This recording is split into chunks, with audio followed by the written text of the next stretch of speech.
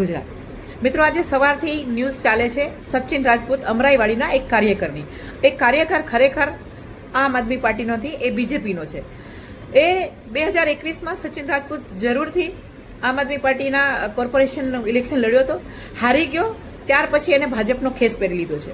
એટલે જ્યારે ભાજપના કાર્યકરો આવા કામો દુષ્કર્મો કરતા પકડાય છે ત્યારે સીધા આમ આદમી પાર્ટીને કહી દે છે કે આ આમ આદમી પાર્ટીનો કાર્યકર।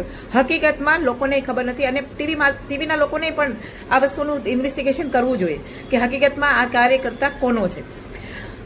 આમ આદમી પાર્ટીના કાર્યકરો ક્યારે પણ આવું કામ ન કરે એટલા માટે હું કહું છું કે ન કરે, કારણ કે આમ આદમી પાર્ટીની અંદર જે કાર્યકરો છે એ નિષ્ઠાવાન છે અને નિષ્ઠાથી ક્યારેય ભટકતા નથી।